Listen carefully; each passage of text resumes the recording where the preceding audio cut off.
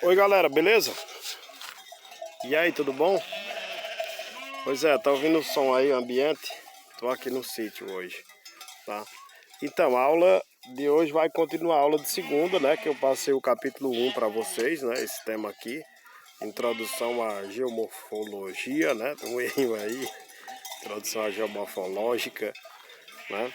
Mas essa introdução à geomorfologia é a parte mais teórica da disciplina, beleza? Então vocês vão ver aqui essa parte, né? Aí os objetivos da disciplina, que é destacar as principais teorias que nortearam a geomorfologia desde o início do século XX, quando ela vai surgir, né? Aí, né, quando ela se institui como uma disciplina acadêmica, possuindo objetivo próprio, né? Estudo do relevo aí, das formas de relevo. E apresentar também nesse capítulo, né? Apresentar nesse capítulo também a divisão, né? Seus níveis de abordagem e os conceitos fundamentais. Entender de forma sucinta o desenvolvimento global da ciência geomorfológica, né? E definir um sistema referencial em função do qual se possa obter parâmetros para a interpretação crítica das diferentes posturas assumidas pelos geomorfólogos, né, no decorrer do tempo, tá? Então, vamos lá então. Essa parte do histórico vocês vão fazer sozinho, até porque eu já fiz um pouco desse histórico aí. E é mais de forma de interpretação, né? Aí nós vamos lá para os conceitos, tá? Vocês vão ver aqui algumas imagens, né?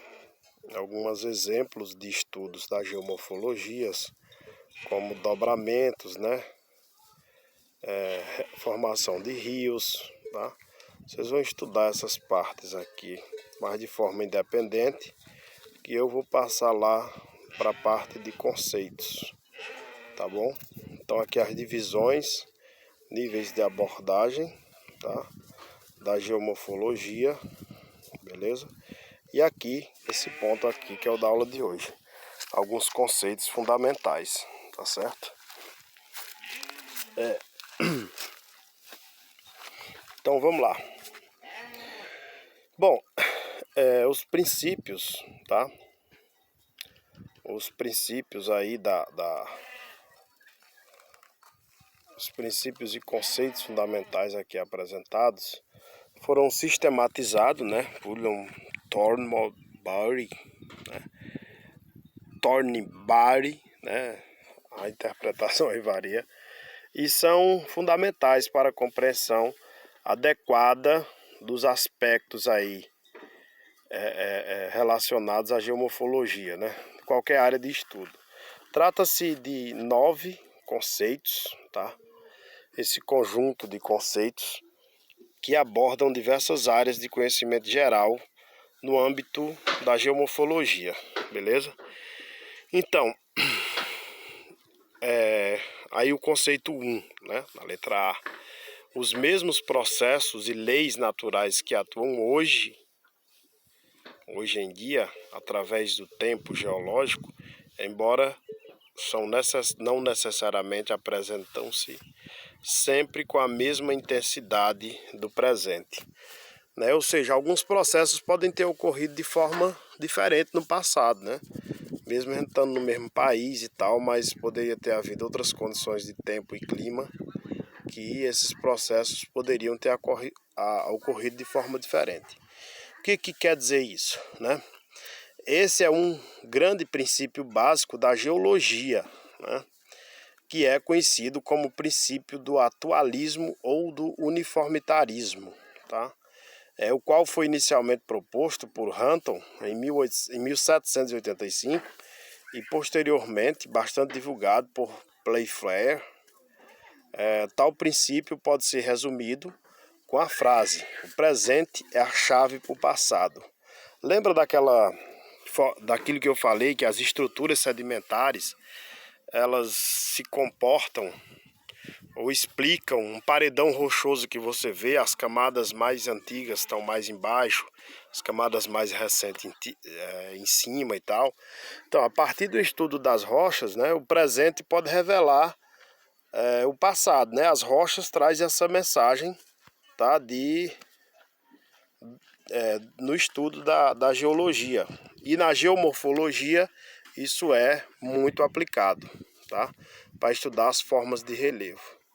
Tá, hoje sabemos que processos internos, como eventos tectônicos, ou processos externos, como a ação do clima, sofreram diversas mudanças quanto à sua intensidade. Pode-se citar, por exemplo, o Brasil, que hoje é tectonicamente calmo, né? Porém, há cerca de 500 milhões de anos, apresentou eventos tectônicos similares aos que ocorrem na Cordilheira do Himalaia. Da mesma forma, regiões que apresentam climas quentes e úmidos podem ter apresentado climas mais frios no passado, ou mais úmidos, onde hoje são secos. Tem uma dissertação, uma tese de uma mulher que fala sobre a questão de que o sertão já foi uma área de mata atlântica ou mata com semelhança à mata amazônica, tá? Então essa dissertação ela mostra que algumas árvores, algumas espécies que tem aqui, elas também existem na Mata Atlântica, né? E também na floresta amazônica. Acho que o ipê é uma dessas espécies que prova isso, que a gente já teve um outro clima no passado, né? Então, fósseis, eles são um indicativo desse princípio, né? Desse princípio, né, do atualismo ou do uniformitarismo, né? Beleza? Vamos para o segundo princípio, né? A estrutura geológica é um fator de controle na evolução da superfície e pode se refletir em diversas características do ambiente natural, tá? Então, essa estrutura geológica ela pode interferir, né, aí no controle da evolução da superfície, né? Então, estruturas de relevos sedimentares, estruturas de relevos cristalinos vão ter comportamentos diferentes. Então, para se compreender o relevo de uma estrutura determinada, de uma determinada área, é fundamental que conheça os aspectos estruturais dessa área, né? Então, tal como a relação possível de possíveis deformações crustais, né, com relação aos tipos de rochas e propriedades geomorfológicas. Então, conhecer o tipo de rocha, as estruturas crustais, né, que é o crustal, né? Os crustais é relacionado aos tipos de rochas, né? Tipos de crustais, né? Nós vamos ver isso em geologia, né? Alguns tipos de crustais, não é cristais, tá? Crustais, que é relacionado a rochas que dão formas à crosta, por isso que é os crustais. São pacotes de rochas, né, que vão ter estruturas que influenciam no relevo, né, na crosta terrestre, por isso chamado de crustais. Então, cada tipo de rocha pode apresentar diferentes características, quanto à ação do escoamento superficial, quanto à degradação mecânica e à decomposição química. Dessa forma, é fundamental que se compreenda que uma determinada variedade litológica poderá condicionar, né, aí uma variedade geomorfológica. Por exemplo, os relevos lá de Serrita, das proximidades da cidade de Serrita e da cidade de Cedro. Em determinados aspectos tem uma semelhança, mas a estrutura rochosa faz toda a diferença, né? A estrutura rochosa de Serrita, por exemplo, permite ter um rio, né, que passa por algum tempo ali, que é o Riacho das Traíras, que passa na margem da cidade, margeia a cidade, e a cidade também tem um relevo mais inclinado, com alguns morros, né, algumas ladeiras. Já o município de Cedro tem outro comportamento. Salgueiro tem já uma semelhança com Serrita pela estrutura geológica. Parnamirim também parece um pouco pela estrutura geológica da cidade, né? A cidade de Cedro vai ter uma semelhança pouco em alguns aspectos com a cidade de Jardim, né? Mas a diferença da composição de rochas vai fazer diferença na explicação do relevo dessas cidades, né? Desses sítios urbanos. Beleza? Então, o segundo conceito foi esse aí: estrutura geológica é fator de controle e evolução da superfície da Terra, né?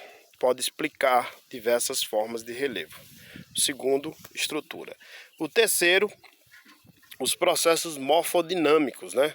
Deixam sua impressão distinta sobre as formas dos terrenos e cada processo desenvolve o seu próprio conjunto característico de formas de relevo ou condições ambientais, né?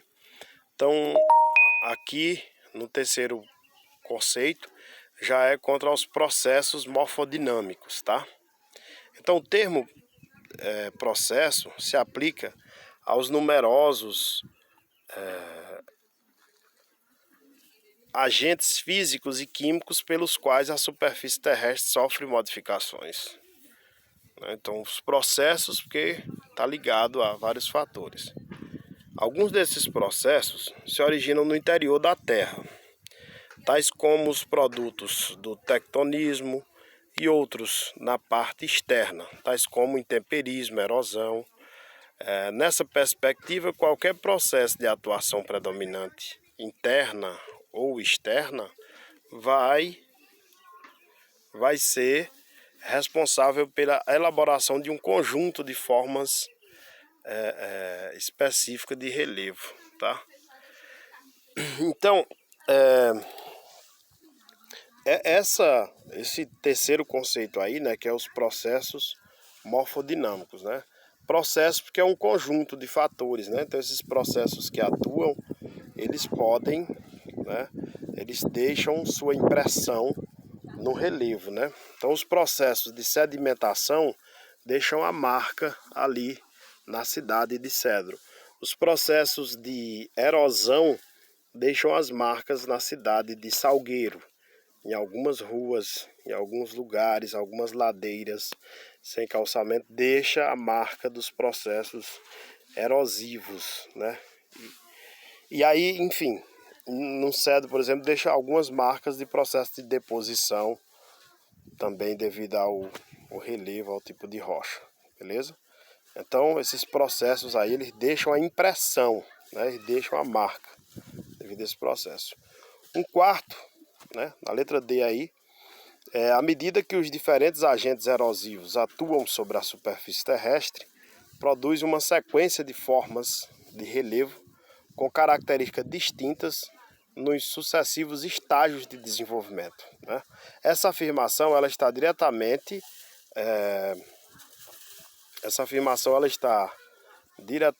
aí amparada na ideia evolutiva de Davis, né, em seu ciclo geográfico. Porém, cabe aqui destacar que deve se aplicar com muita cautela as terminologias de juventude, maturidade e velhice para cada caso, sobretudo nos casos comparativos de relevos em áreas diferentes, tá? Então, esse quarto ponto aí, que diz que à medida que os diferentes agentes erosivos atuam, tá,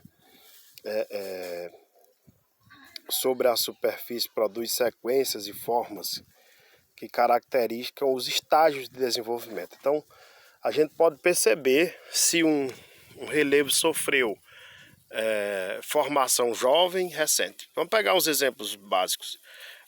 As áreas altas no Brasil, né? Vamos pegar a Serra do Mar, aqui a Planalto da Borborema, né? Eles têm características diferentes. Por quê? Né? Porque essa evolução, né, da paisagem, né, ela vai produzir formas de relevo antiga ou formas de relevo recente, né? Esse exemplo aqui da Chapada da Borborema, Serra do Mar, são exemplos de formações antigas do relevo, né, de idade geológica antiga aí, né? E aí você tem formações recentes, que é a Cordilheira dos Andes, né? A Cordilheira dos Andes, você tem formação, né, recente, e elas são maiores, têm maior altitude, porque os processos erosivos foram menores nessas áreas, certo? Então vamos lá para o quinto conceito, tá? Quinto conceito, que é aqui na evolução geomorfológica, né, ou ambiental, complexidade mais comum do que a simplicidade, né? Então, nessa evolução do relevo, a complexidade é mais comum do que a simplicidade. Só o conceito inicial aí já explica, né, que essas atividades dependem de vários fatores, como a gente viu, dependem de fatores internos, dependem de fatores externos, né?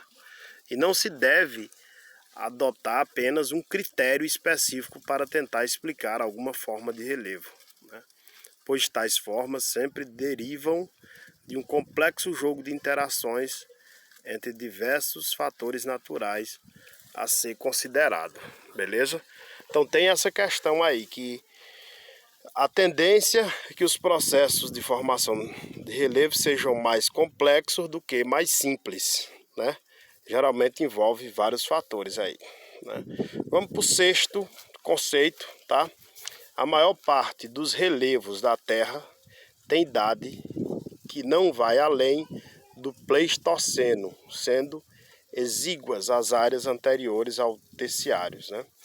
Então, as áreas de cobertura, a capa da Terra mesmo, né, do relevo aí, a maioria tem idade recente, né?